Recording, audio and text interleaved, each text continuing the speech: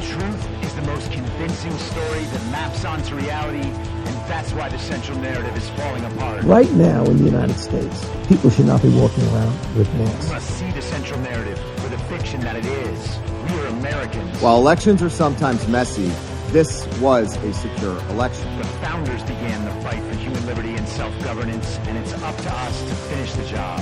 I'll tell you what, we are in a truth emergency right now. This is the end game.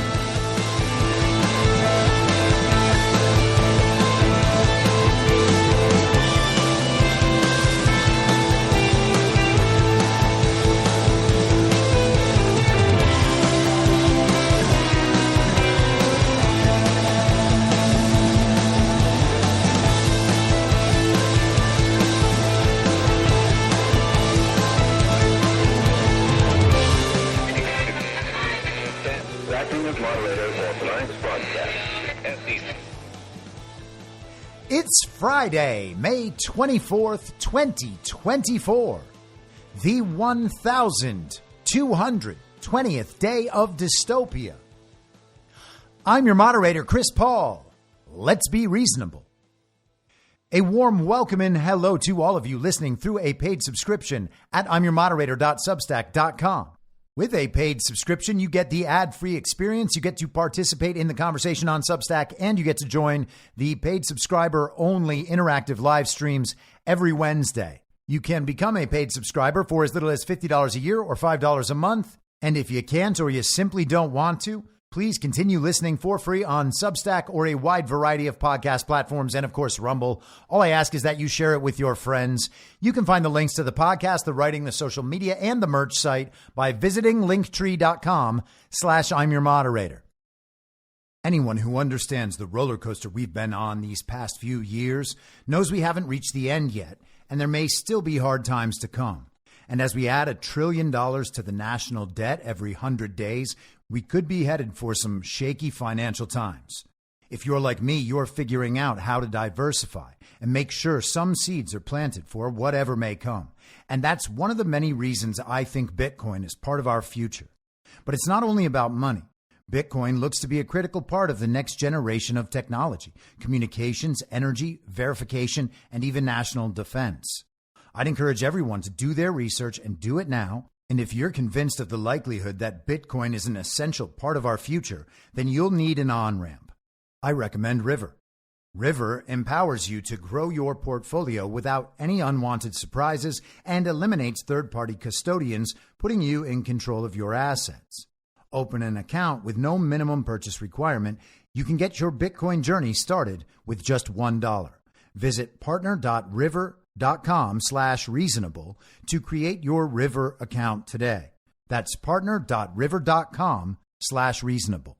Now, I know that many of you out there understand the need to diversify assets, or maybe you're looking to protect your retirement savings, but you're not quite there yet on Bitcoin, and you feel better about precious metals. I get that too.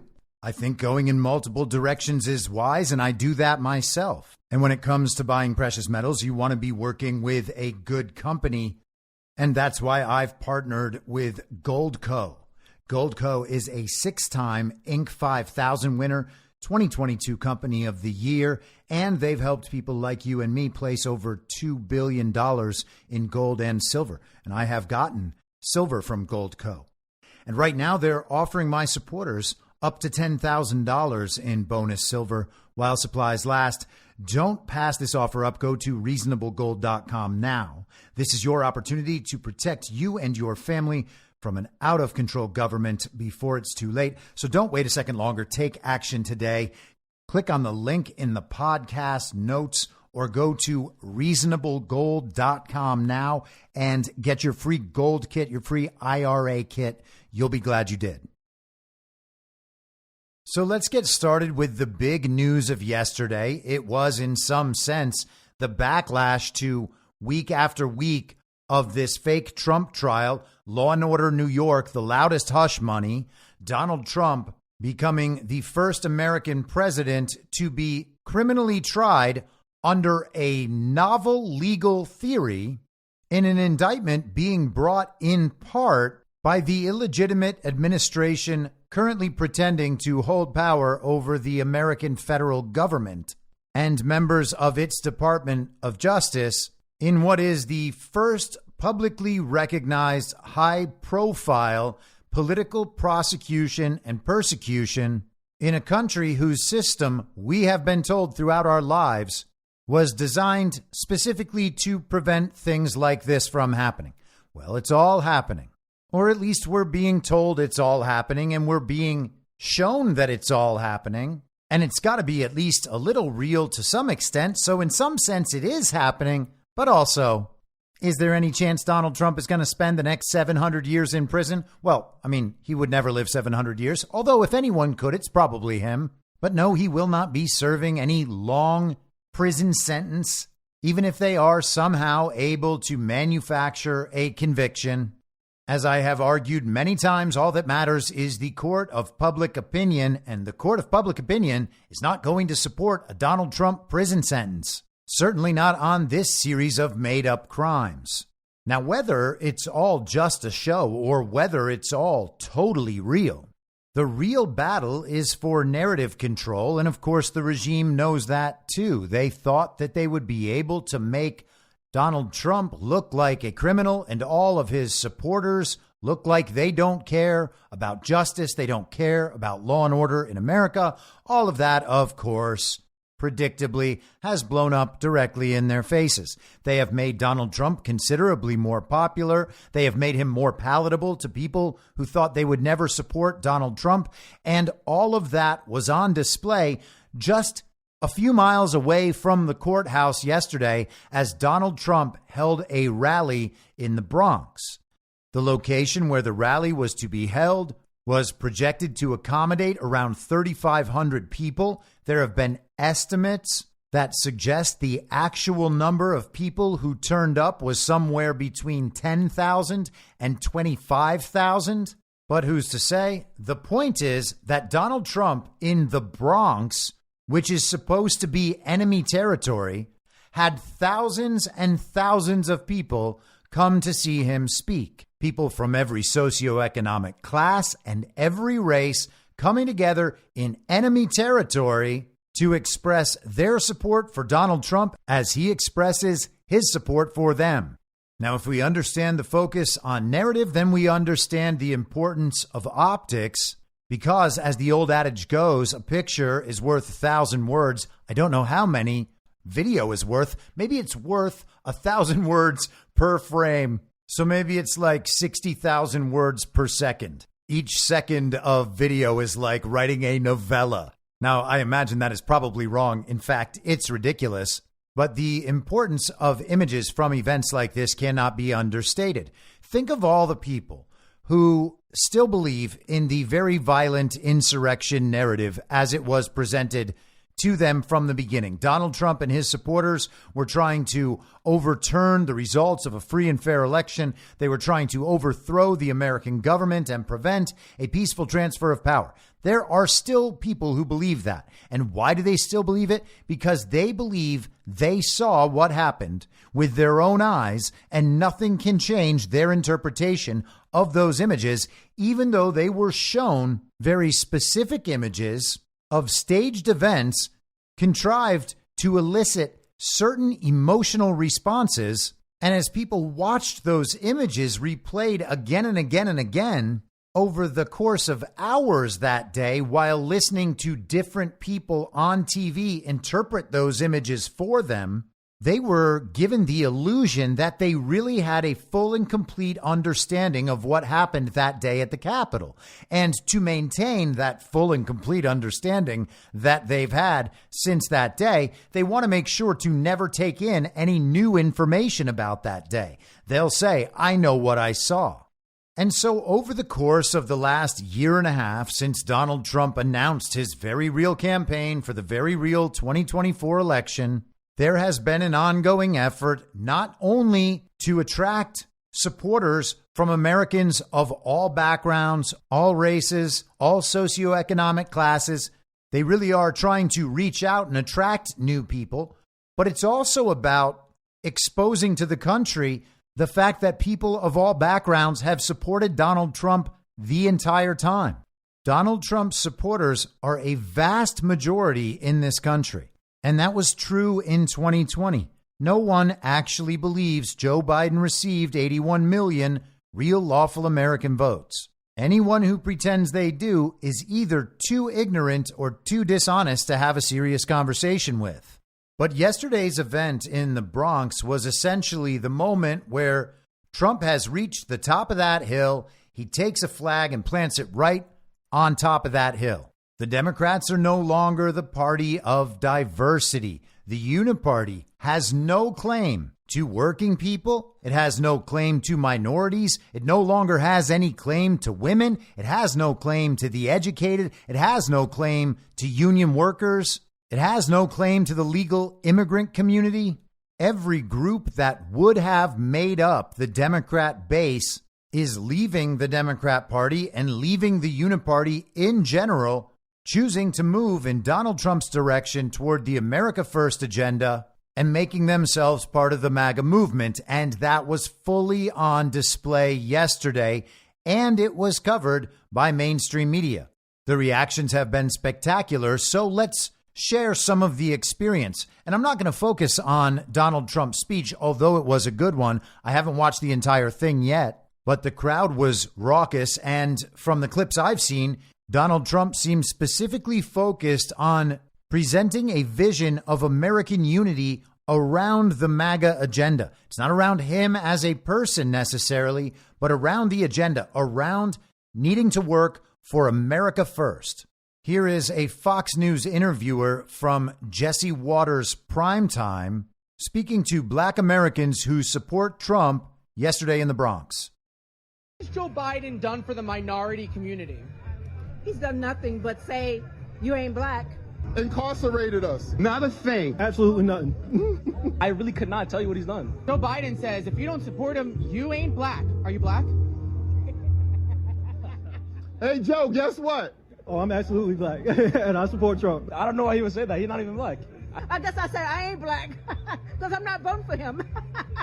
Trump is more black than him. Trump is black as I am. You heard? Now, is it a little silly? Yeah. Is that a reason to vote for a president? No. But it does take away one of the major reasons, at least in the public narrative, to not vote for Donald Trump. It is becoming increasingly impossible to call Donald Trump racist and be taken seriously. And not to take too big a tangent on this, but one of the anti-Trump narratives that's receiving a lot more attention than it should and is being taken a lot more seriously than it should, including by Trump supporters, is the whole Trump is one of them narrative. The idea being that Trump has fooled all of his supporters into going along with the 2030 globalist technocratic agenda, and he's just simply pacifying us throughout this period. That's one of those things, at least as far as I'm concerned, that is too preposterous to take seriously. Donald Trump has essentially ruined their control over the means of information and the control they have over the public narrative. He has opened the eyes of tens of millions, if not hundreds of millions of people to the reality of fake news. He is now blasting apart their race narrative. These are major narrative devices that allow them to pitch their agenda and create an illusion of popularity for their ideas. We were told that the America First agenda was unpopular among all of these various groups that I listed before, and that he would never be able to win majority support because none of those groups would ever support him. Well, it turns out that narrative is broken now. If he was their secret weapon to lead us all to our slaughter, why is he destroying their entire system? And not just the system itself, but the ideological foundations of that system. That's what we're seeing now. Joe Biden is a punchline. Joe Biden, for what it's worth, was mentored for decades in politics by a Klan leader. He claims credit for the 90s crime bills that led to massive black incarceration. His party systematically steals the vote of black Americans, and he told Charlemagne the God, who is presented to us as the most popular black guy, I guess, that if you don't vote for him, you ain't black. Well, those are black Trump supporters publicly and gleefully mocking Joe Biden. It's gotten so bad that Charlemagne the God himself is willing to not be black anymore, apparently. Here he is in a recent interview refusing to endorse Joe Biden, but pretending that it's just because he doesn't want to do anything divisive. He doesn't think he should have to choose one or the other. It's almost like he doesn't know that if he doesn't vote for Joe Biden, then he ain't black.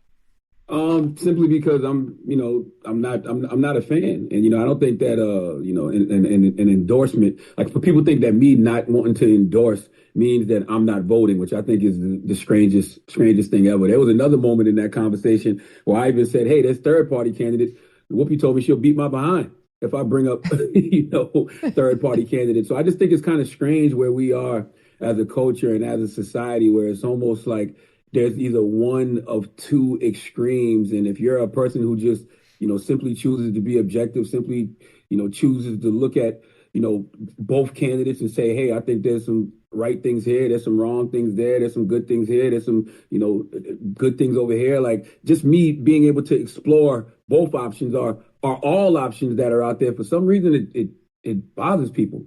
Now, if you're one of those people that thinks Joe Biden's ultimately going to be replaced, then you could view this as an effort to further tear down Joe Biden and make it publicly obvious that he needs to be replaced so that when he is replaced, all of this support that had moved away from Joe Biden can be flooded right back into that new candidate and make it seem like that candidate actually has momentum. We didn't want this other option. We have this new option. This is exactly what we wanted. We're actually now going to vote harder than we ever did before. Something like that may still be there in the future, or at least may be attempted in the future. But for right now, all of this is tearing away at not only Joe Biden's chances in this mostly mythological 2024 election, but also his air of legitimacy from 2020. 81 million real lawful American votes was always ridiculous, which is why you hear virtually no uniparty supporter ever talk about that part of it. But now it's becoming plainly obvious to everyone that every piece of the Democrat base is disappearing. The most popular president of all time might have to be replaced by his own party against his will due to his abject unpopularity, including with the Democrats' historic base. Last night, CNN, during the Anderson Cooper hour, went to one of their correspondents live from that rally as YMCA was playing in the background and Trump supporters were celebrating and dancing on camera. How much did he get? Well, certainly a bigger crowd than I think Democrats would like to see, particularly given this is one of the bluest counties in the entire country. Now, one of the things that was interesting to me is that the Trump campaign said that they were going to micro-target to get people from the community to come to this rally. I wasn't sure what to expect. I've gone to a lot of these rallies across the country, and there are often people who travel hundreds of miles to see Donald Trump, and they're not necessarily part of the community. However, one of the things that I found was that there were a lot of people here that were actually from the Bronx. One of the bluest counties in the country, which really doesn't mean anything more than here is where the most election fraud happens. Here is where the Democrat machine has existed for the longest. The reporter notes that at normal Trump rallies, people flood in from hundreds of miles around to attend a Donald Trump speech. Trump supporters have no problem driving a couple hours, maybe a couple hundred miles even, to attend a rally nearby because they don't know if they'll ever get to attend another one. And there's something kind of historic feeling about it. It's also really nice to go to a place and be surrounded by thousands and thousands of other people who are all proud to support the president. But she notes that the people attending this Bronx rally are actually just residents of the Bronx. They're attending en masse in enemy territory because they love Trump. Joe Biden could not draw a crowd like that. It's hard to imagine that Barack Obama could draw a crowd like that right now in the Bronx. But Donald Trump can. And it's not just a statement of protest against Joe Biden to be out there supporting Donald Trump, although it is that too. People from all backgrounds just actually love Donald Trump. This is CBS fretting over that fact. What else really stood out to you about the rally?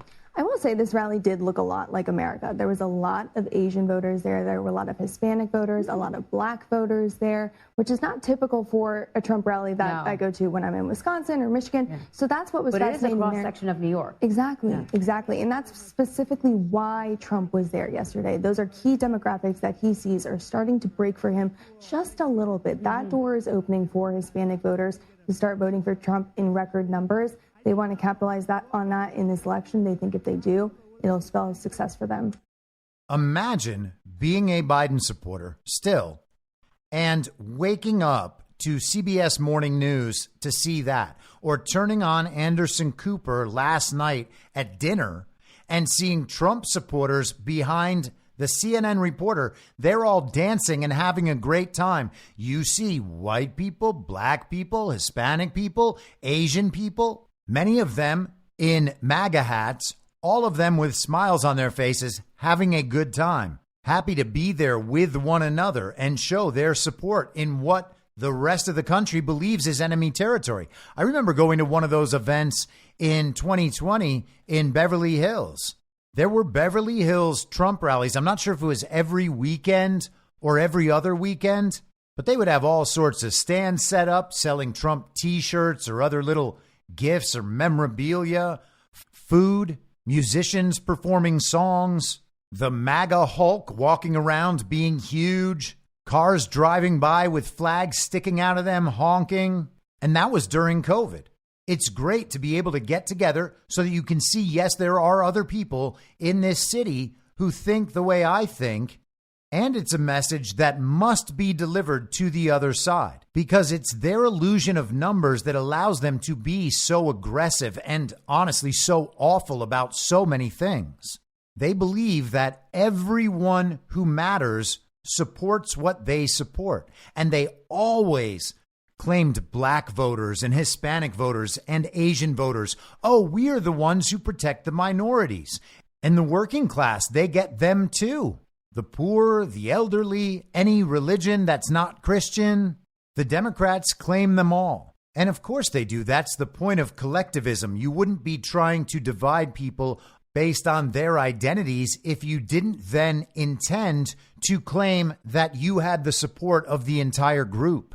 It's what allows for the illusion of a massive coalition. They were happy to claim, well, we don't have the white men and we don't have the wealthy, but we do have everyone else. So good luck creating a majority out of just white men and rich people. And of course, the uniparty right is controlled opposition. They weren't going to put up a fight. Not that any of them could competently argue any of these points to begin with, because they don't disagree with the uniparty left. At least not about any of that.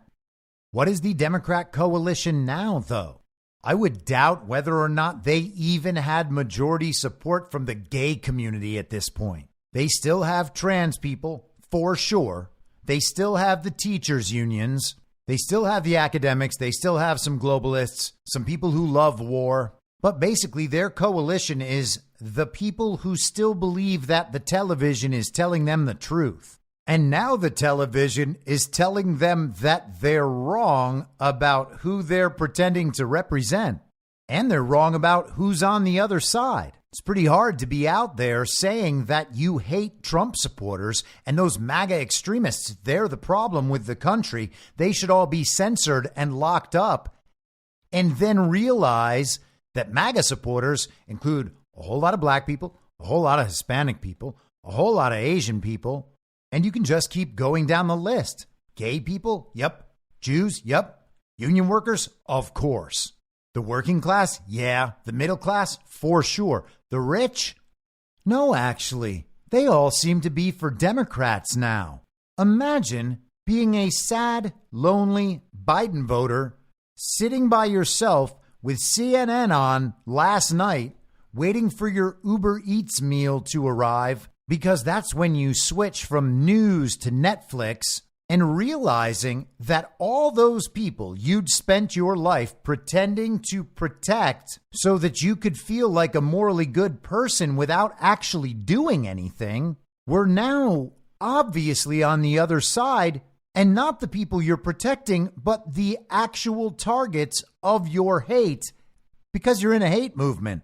People red pill and wake up over a lot of different things, but you have got to think that there are a whole bunch of Biden voters out there right now beginning to worry that they're on the wrong side of even the social justice divides. And I can say this as a former liberal who has had to have this thought.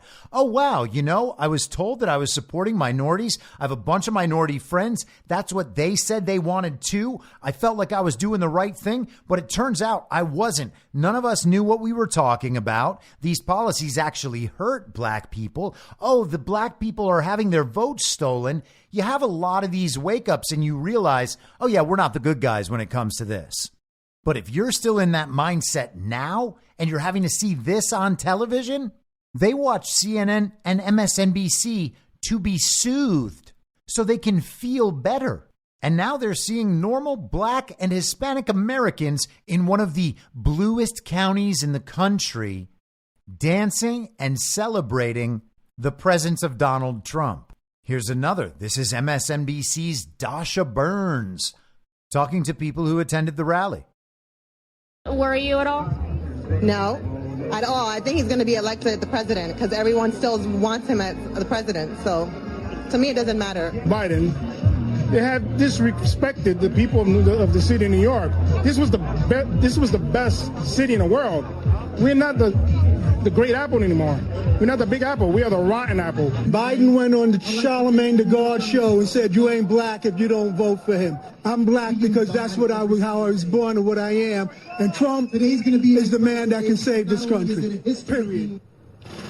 So interesting to talk to those voters, Anna, and multiple people actually mentioned that Charlemagne the God interview. I did press back with some of those folks, mentioning some of Trump's rhetoric that's been seen as racist and bigoted. They said they don't have a problem with that. They view his actions over his words in terms of what they feel he can do for their community. Again, the economy, those pocketbook issues over and over again, top of the list.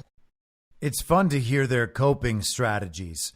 We asked them about some of Donald Trump's comments so that we could say to them, hey, don't you know how racist Donald Trump is? And they were like, nah, that's not racist. You guys try to say it's racist, but Trump wasn't being racist. We know Trump. He's not racist. That's how we know the comments aren't racist, no matter how you try to frame them. And Uniparty supporters haven't caught on to this yet. They tell each other stories and they argue either side of the controlled opposition dynamic, and they only associate with one another. So they think that they are having the entirety of the conversation and they understand what people who don't agree with them actually believe. But that's not true. They only understand both sides of the controlled opposition dynamic. And then depending on how mistaken they are about what constitutes a proper epistemology, they may end up knowing everything about their side or even the other side of the controlled opposition dynamic, but they still think the entire conversation rests there. It doesn't. The real conversation is totally outside of that controlled opposition dynamic. And once you step outside of that, you quickly realize that the consensus opinion within the bubble isn't even taken seriously. They can all agree that Donald Trump's comments are racist, and then they decide how they're going to feel about Donald Trump's racist comments.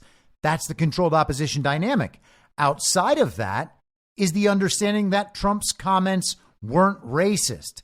And if you're one of the people claiming that non-racist comments are racist, guess who the racist is? Guess who the clueless person is? Guess who the person is who will not be taken seriously by anyone? It's the one saying that the comments are racist in the first place. This is why those Ben Shapiro style, Daily Wire style, sometimes Trump positions never work, because they are confirming the validity of all the underlying assumptions that support the controlled opposition dynamic.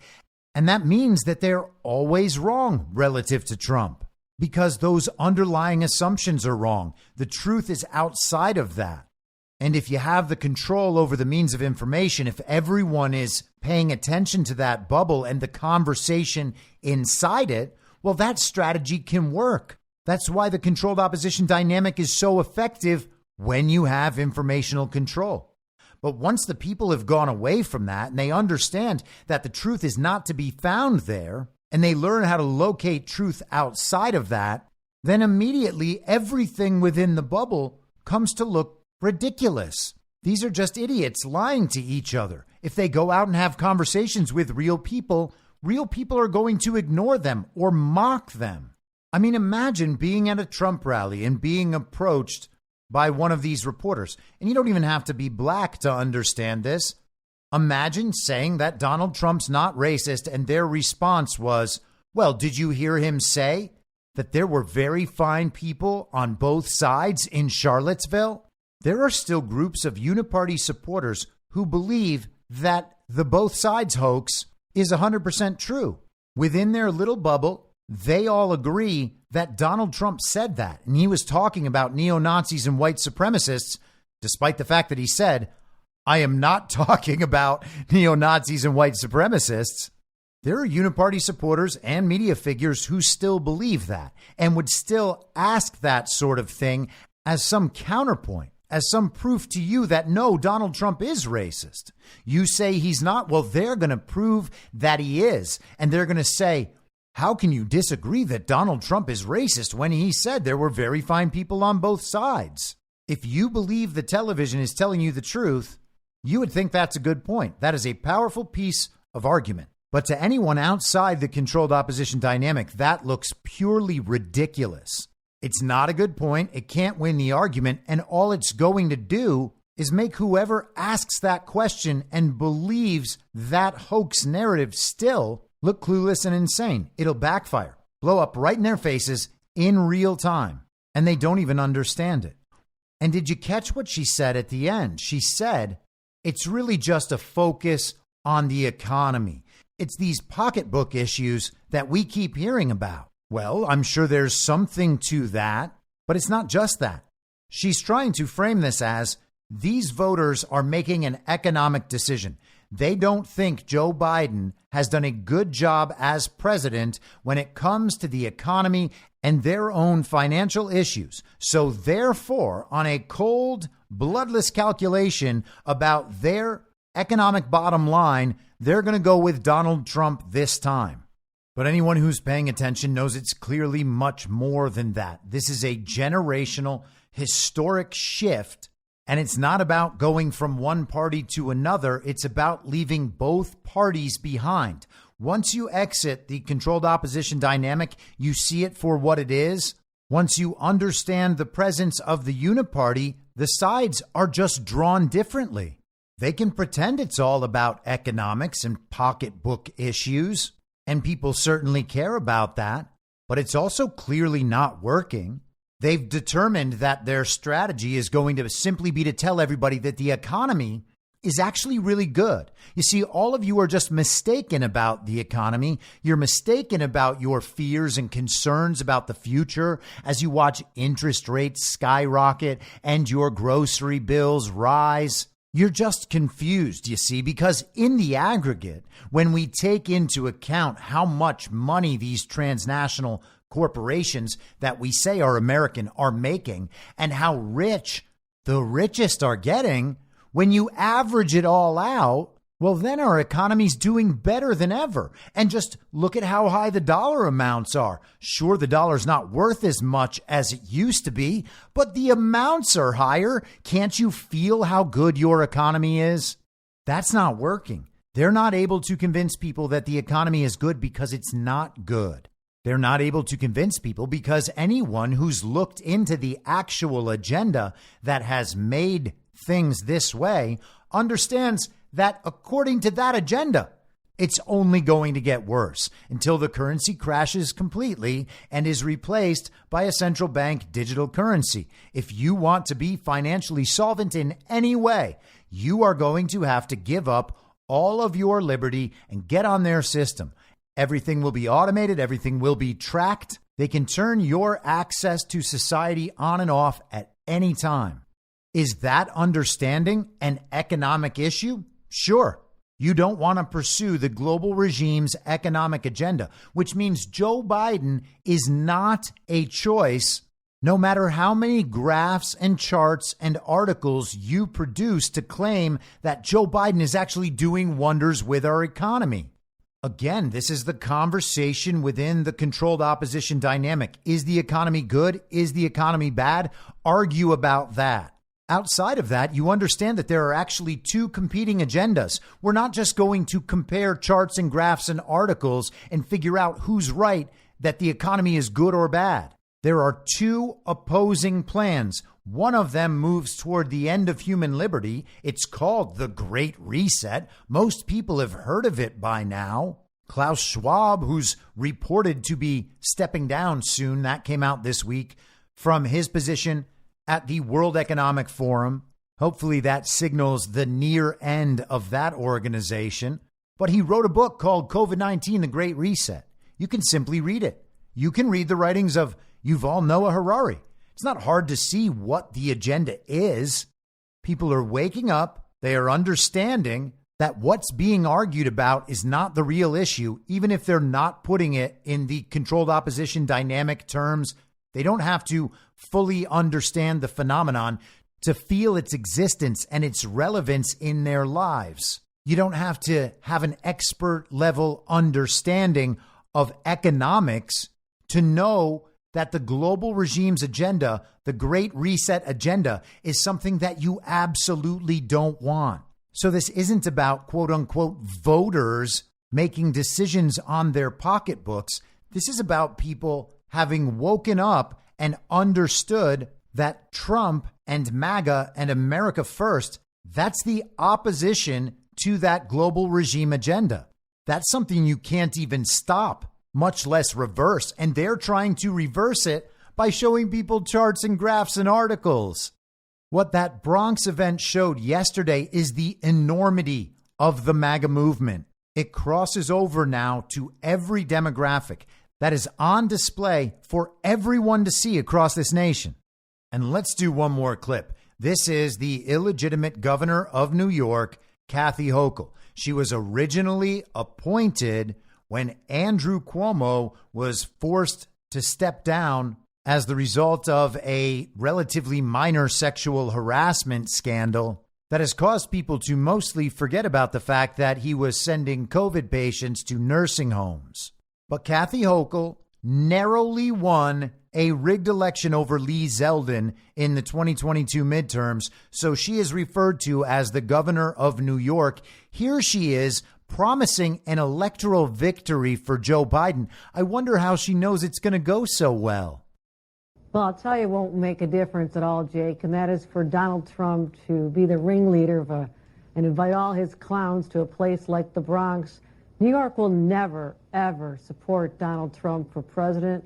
We know him better than anyone, and that means we understand what he's all about is just for himself. So this state will go solidly behind Joe Biden for president, as it has in the past. So he wants to spend his time doing these made-up fake rallies and pretending their support here. Be my guest, because while you're doing that, Donald Trump, Joe Biden's out there on the other side, making sure he's delivering for all Americans. And so go ahead, spend all your time you want in New York, because we'll be with Joe Biden, and Joe Biden's out there winning over the rest of the battleground states.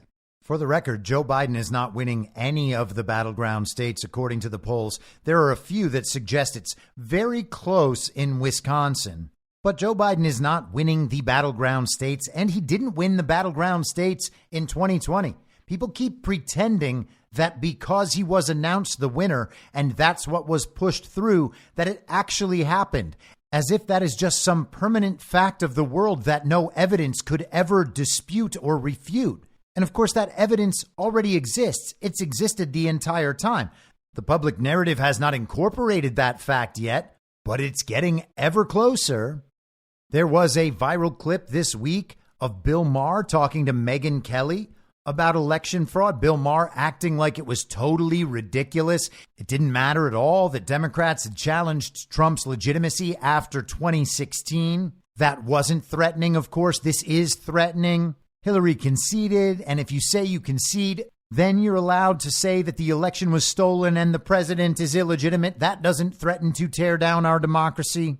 Of course, they still repeat the same claims as to how they know that Joe Biden actually received 81 million real lawful American votes. The conversation is so stupid. And by the way, Megyn Kelly did not have a great side of the conversation herself.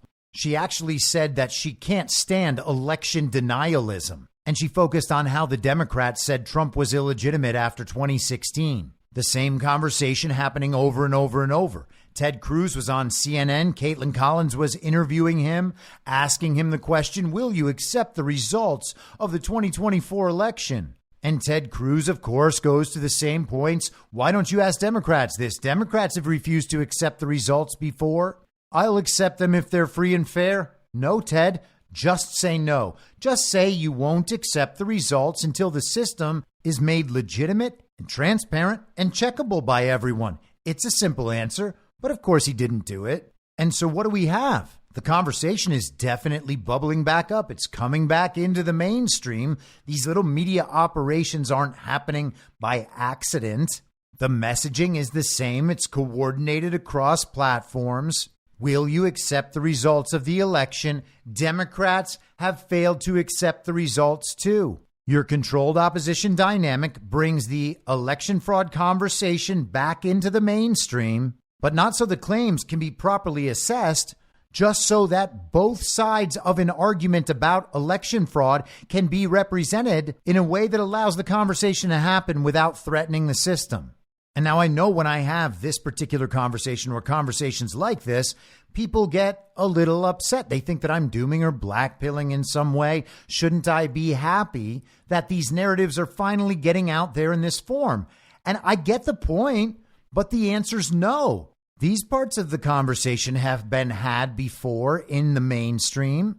They're not telling the truth as they know it. This isn't some honest display of a new understanding about the issue. No one is claiming that they've learned something. Ted Cruz certainly knows that our elections are illegitimate. He's one of the beneficiaries of that system. And here's the thing. You know how I often say we don't actually need Nikki Haley's supporters or Ron DeSantis supporters? We don't need to compromise with them because unless they are going to sabotage themselves and the country and everyone, they're just going to get on board at the end. And we don't need to lower ourselves to begging people to do the least work necessary to avoid being an absolute traitor to the country. Like, sure, you've been nothing but a malicious communist for the last 9 years. But if you'll go ahead and cast your real vote for Trump, then we'll keep you in positions of genuine power and authority, and we will defer to you whenever we need to make any kind of decision. Why would we be doing that? That would be crazy. And we already don't need their help. It's welcome. They're more than welcome to get on board and help. And by the way, I'm not the one who decides this shit. I'm just telling you how I think about it. And what I think we stand to risk by pretending that we need all of this help. We welcome help. We don't need help. And we don't compromise to get that help that we don't need. Because it's not just like you're going around collecting people who don't have anywhere to go. It's people who have been working for the opposite thing the entire time. You don't compromise with that, and you don't leave those people in positions of power and authority in order to win their support to something that they should already support for their own good anyway. If they are not going to support it for their own good, or if they have terrible priorities about what their own good is, then let them go. We already have the numbers, and more people coming this way is inevitable. We're not losing support. Day by day, we're gaining it. And it has been that way for almost 9 years since Trump came down the escalator. There may have been a little hiccup in January 2021 when all of the weapons of the regime were pointed directly at Trump and MAGA and firing nonstop. We may have lost some people for a little while back then. But after that, just people coming in our direction all the time. Let them sort themselves out. That's the point of the process. This is the sifting. We are already winning in enemy territory. We don't need to be begging for help from our friends. And because you understand the directionality of that, then you can sit back confidently and understand that the priority is sticking to principle, knowing that you don't need to compromise that for the benefit of increased numbers. And if people are leaving corruption, they don't want to go to a new place and find out, oh, this place is corrupt too. And so with that in mind, back to the conversation about election fraud. There is no reason to believe there is any possibility whatsoever that Joe Biden received 81 million real lawful American votes. Once you understand that, everything else that has to do with elections should and must be understood through that. And when you understand that elections cannot possibly produce real, reliable results whatsoever, and that everyone knows it, you got to use that foundationally as well. This is true. It's obviously true, and pretty much everyone knows it. And Donald Trump has all the evidence of it. It has always been true the entire time that the country understanding this en masse is inevitable. The time it has taken for that to become a public narrative that would cause people who don't pay much attention and are operating according to some incentive structure to finally believe and accept it, well, that's been too long. I would agree. It should not have taken this long. But we have rampant censorship and propaganda, a lot of fear throughout society. People just want to be left alone. They want to go along to get along, and they don't want to take the necessary risks for this thing to get solved. That has been very disappointing to witness. And as a person who's trying to at least help solve that problem, it's very frustrating. But it doesn't change that common understanding is unavoidable. The directionality of the acceptance of that belief still going our way. The evidence continues to mount. The narratives continue to emerge. All of it becomes more effective because people can witness Joe Biden's illegitimacy each and every day. And there are also a series of kind of supplemental or ancillary narratives that lead to the same conclusion, such as the existence of the uniparty. Anyone who can understand that the uniparty exists, therefore immediately understands that our elections are rigged. How come the government never passes anything the people want? Because our elections are rigged. How come politicians can stay in power for 30 and 40 and 50 years while doing virtually nothing to serve any of their constituents? Well, it's because elections are rigged. There are lots of ways to get there, and it was always inevitable that we would get there. And understanding that, the argument about these conversations being had by mainstream political analysts, podcasters, influencers, whatever, being some sort of elaborate info op to wake up the normies along a proper timeline, it begins to seem even a little more silly.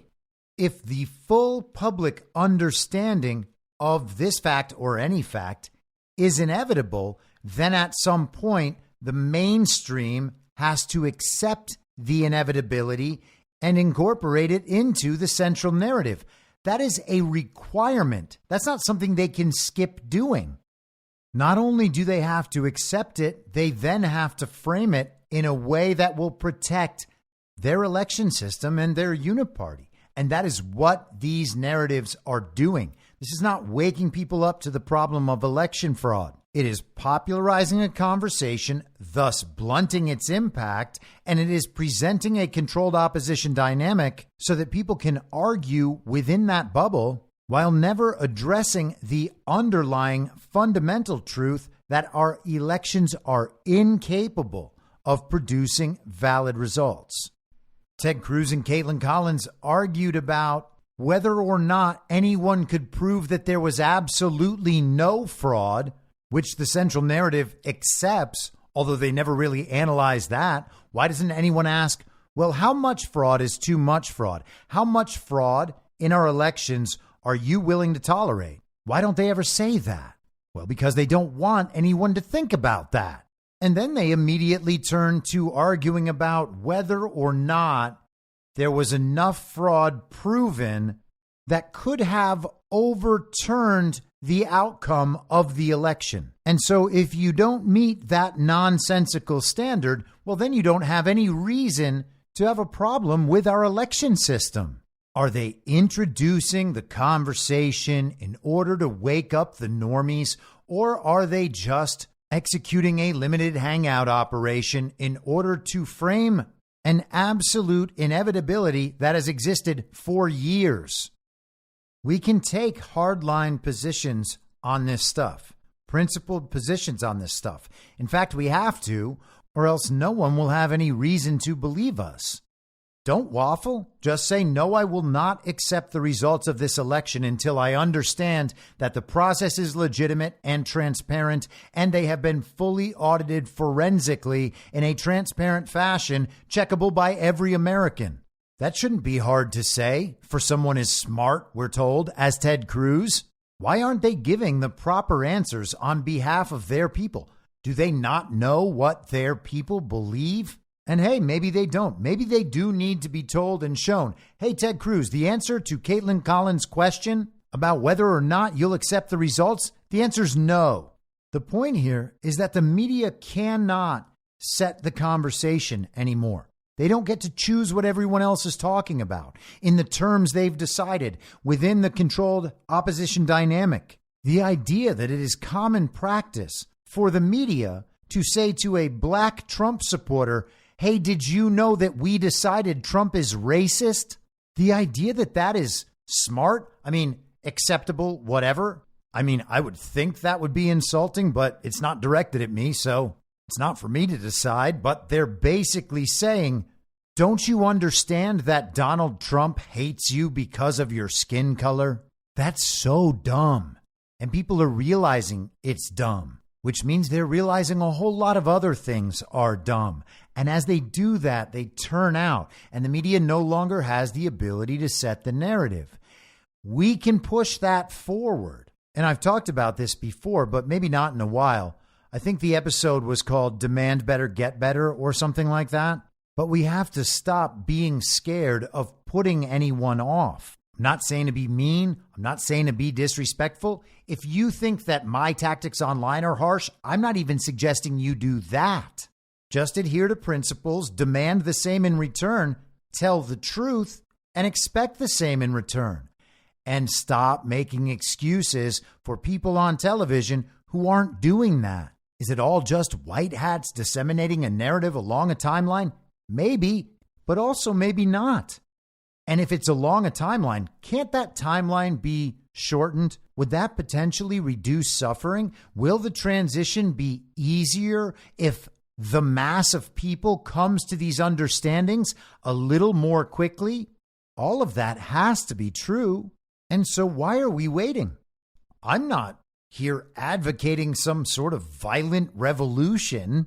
I'm simply suggesting that we recognize our power and do and say the right things. We know we have the numbers. We know we have the principles. We know we have the arguments. We know we have the people on our side. You can see now, and the public can see now, that those people are from every walk of life, every socioeconomic class, every identity-based demographic. We have them all. All of that is MAGA now. All of that is available to MAGA. And what we are seeing at that Bronx rally, those are the early adopters. Those are the people who are going out there first and saying, you know what? I'm proud of where I stand on this. I'm going to show myself in public. I'm going to show my support in public. So other people like me will see me and they will realize, oh, there's that one person over there at least. I could go be with that person. I wouldn't have to go over there myself, although I do feel like doing it sometimes. I could go over there and be with that person. Those early adopters are fully on board now, and the entire country knows that now. The mainstream media has to cover this stuff because they have to attempt to frame it in a way that will not help Trump. They need to accept the inevitable, but frame it in a way that can still help their cause, or at least get them out of there with the least damage done. Because the information is going to get out there one way or another. clips of the Trump speech, pictures of the people there, and videos all over social media coming out of New York.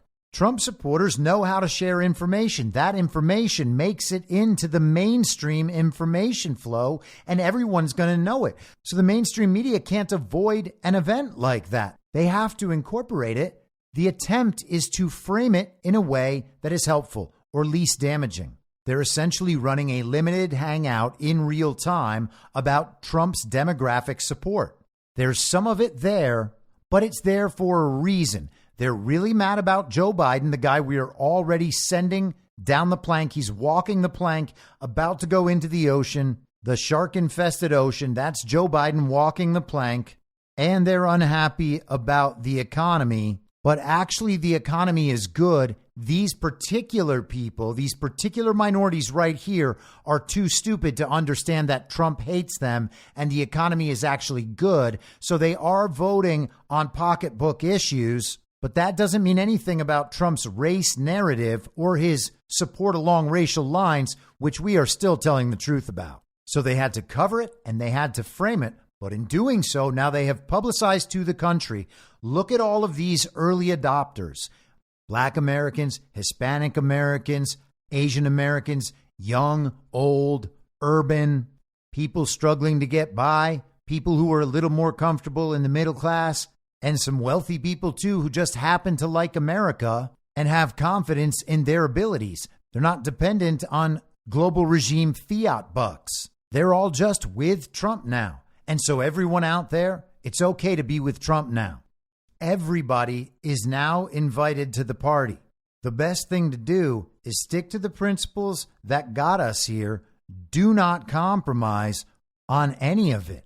If these people on the television are on our side, then they should be listening and responding to the people. And if the people aren't telling them, hey, we get it, push this thing forward, then they're not going to do it.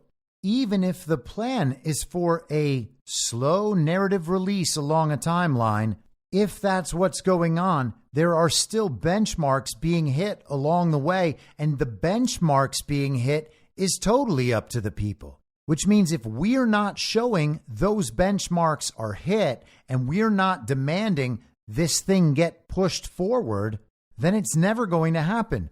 We are the feedback system that they're responding to. The support is there. Their base has been shattered. If you were ever worried about these commies calling you names, well, their names aren't going to work anymore. Because now Trump and MAGA are winning even in enemy territory. By a lot. All right. I hope you all have a wonderful, long Memorial Day weekend. I am going to be off on Monday. I will be back Tuesday at the same reasonable time on the same reasonable podcast network. I don't have a network. Masks and lockdowns don't work. They lied to you about a pandemic. And Joe Biden will never be president. In my mind, that's the end game. If you're listening to this episode for free, you can support me and support the show and the work I do by signing up for a paid subscription at imyourmoderator.substack.com. You can do so for as low as $50 a year or $5 a month. Comes out to under a quarter per episode, and you'll blast right through the paywall for all of the writing. The merch store is www.cancelcouture.com. And you can find everything else by heading to Linktree. Linktree.com/I'm your moderator. And I'll see you soon out on the range.